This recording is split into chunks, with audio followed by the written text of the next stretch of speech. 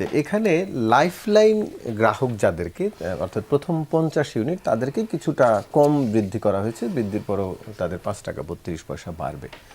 মূল্যস্ফীতি এমনিতেই বেড়ে আছে, মানে সাম্প্রতিক সময়ের যে চিত্র সেটিও বাড়তির দিকে। এই যে এখন আজকে বিদ্যুতের দাম বাড়লো, এর ফলে কি মূল্যস্ফীতিতে আরেকটা ধাক্কা লাগবে? ওই যে লাইফলাইনকে আমরা বিশেষ সুবিধা দিচ্ছি বলে বাহবা নিচ্ছি, তারা কি সেখান থেকে রেহাই পাবে? কিংবা সরকার যে কার্ড দিচ্ছে, ভর্তুকির কথা বলা হচ্ছে সরাসরি তৃণমূলে পৌঁছানোর জন্য, সেটি কি সেই কার্ডের মাধ্যমেও কি এই মূল্যস্ফীতির ব্যালেন্স হবে বলে মনে করেন? ধন্যবাদ। লাইফলাইন গ্রাহক যারা আছেন তাদের কিন্তু লাইফ নিয়ে টানাটানি আছে সবসময়, দুদিক থেকে। একটা হচ্ছে তাদের যদিও গ্রাহক পর্যায়ে তাদের বিলটা কম, কিন্তু বাস্তবে যখন একটা বস্তিতে কেউ থাকে, বস্তিতে একটা লাইন থাকে, সেই লাইনের অনেকগুলো সাব লাইন থাকে। এখানে যদি 600 ওয়াট হয়, কিলোওয়াট হয়, তখন কিন্তু সে লাইফ লাইনের মধ্যে থাকলো না। এই কারণে দেখবেন বস্তিতে বিদ্যুতের বিল সবচেয়ে বেশি। এমনকি আমরা একবার হিসাব করে দেখেছিলাম, বস্তিতে যারা থাকেন তারা অন্তত গুলশান বনানীর চেয়ে তো বেশি পানির বিল দেন, বেশি বিদ্যুতের বিল দেন, বেশি বাসা ভাড়া দেন। ওখানে একটা 100 স্কোয়ার ফিটের একটা ঘরে যে ভাড়া হয়, আর সেই অনুযায়ী যদি একটা আমি কলাবাগান এলাকায় 1800 স্কোয়ার ফিটের বাসা ভাড়া নেই, তাকে যদি আমি ওই দিয়ে গুণ দিই, তাহলে দেখা যাবে যে কলাবাগানের বাসা ভাড়া কম বস্তির তুলনায়। ফলে আমাদের এই দরিদ্র মানুষকে নানা ধরনের সহায়তার কথা বলা হয়, কিন্তু নানাভাবে তারা কিন্তু নিপীড়িত হন। মূল্যস্ফীতির আঘাত যদি বলি, দ্রব্যমূল্যের আঘাত যদি বলি, মানে সাধারণ যে পরিষেবা খাত যেগুলো, বিদ্যুৎ, পানি, গ্যাস, সমস্ত ক্ষেত্রে কিন্তু তাদের উপর দুর্নামটা কি থাকে? তারা বিদ্যুৎ চুরি করেন। তাদের উপর দুর্নাম কি থাকে? তারা পানি চুরি করেন, তারা কি গ্যাস চুরি করেন। তারা কিন্তু চুরির খেসারত দেন, চুরি করে কিন্তু মহাজনরা। তারা কিন্তু ধরাছোঁয়ার বাইরে থেকে যান, তাদের সঙ্গে নানা ধরনের ডিলিংস হয়ে যায় কর্তা ব্যক্তিদের, কিন্তু আঘাতটা এসে পড়ে এই বস্তিবাসীদের উপরে। ফলে লাইফ লাইনে তাদের আসলে লাইফে কোনো স্বস্তি আসে না, এটা হলো একটা দিক। 2 নম্বর হচ্ছে, ধরুন এই যে পাইকারি ক্ষেত্রে কিন্তু দাম বাড়ানো হলো 19 টাকা 19 টাকার কাছাকাছি 25 পয়সা, গ্রাহক পর্যায়ে 16 টাকা 68 পয়সা, কিংবা সঞ্চালন লাইনে সেটা যাবে 23.96 যদি হয়। এখন আমাদের গ্রাহক পর্যায়ে আগে ছিল প্রতি ইউনিট 7 টাকা, এখন সেটা হবে 8 টাকা 39 পয়সা। আর খুচরার ক্ষেত্রে আগে ছিল 9 টাকা 11 পয়সা, সেটা হবে এখন 10 টাকা 63 পয়সা। এই যদি ধরে গেল পয়সার হিসাব। কিন্তু বিদ্যুতের দাম তো শুধু বিদ্যুতের উপর নির্ভর করে না, শুধু গ্রাহক যেটা একদম ডাইরেক্ট কনজিউম করেন সেটা কিন্তু খুবই সামান্য, ইনডাইরেক্ট কনজামশনটা কিন্তু অনেক বেশি। কারণ বিদ্যুৎ দিয়ে যা যা তৈরি হয় সব কিছুর উপর তো তার প্রভাব পড়বে। আমাদের একটা সাধারণ হিসাব ছিল, বিদ্যুতের দাম 1 টাকা বাড়লে জনগণের উপর থেকে 5 থেকে 5.5 টাকার প্রভাব তৈরি করে। কারণ ওই বিদ্যুৎ দিয়ে যা যা হয়, আপনি অফিসে আসার সময় কাপড়টা ইস্ত্রি করে এসছেন, যে আয়রনটা ব্যবহার করেছেন, ওটা তো 1000 ওয়াট বিদ্যুৎ টানে, মানে তারও বেশিও টানে, বেশিও টানে।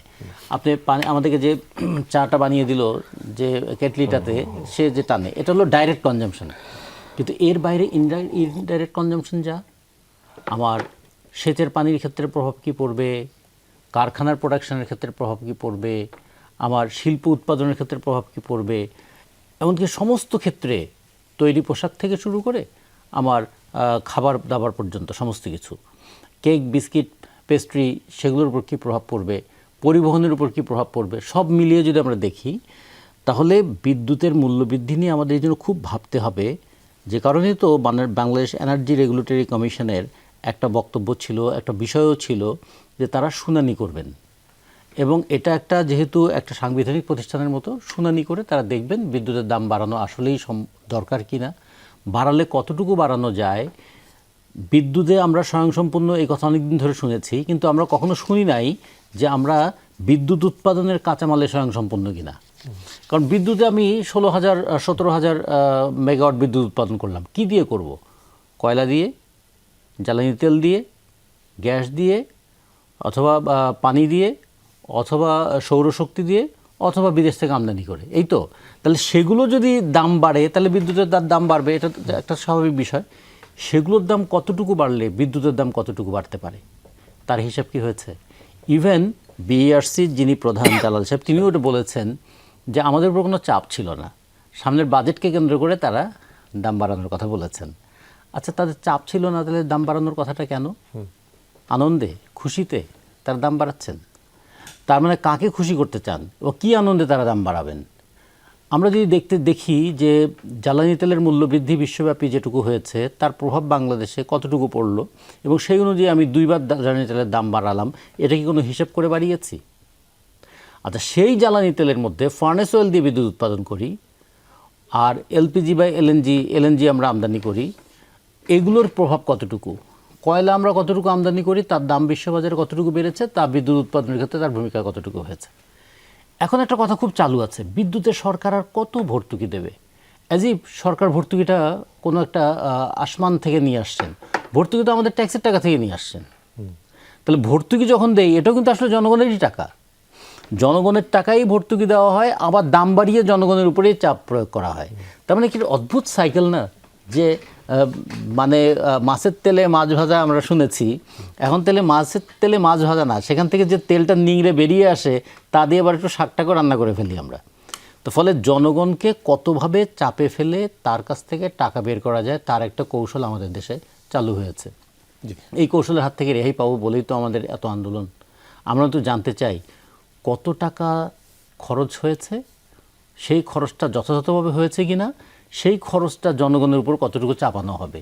মানে ব্যয়ের বোঝাটা জনগণের উপর চাপবে এটা বুঝলাম, কিন্তু মানে অপরিকল্পিত ব্যয়, অন্যায্য ব্যয়, দুর্নীতি এবং লুণ্ঠনমূলক ব্যয়, তার দায়ও কি জনগণ নেবে?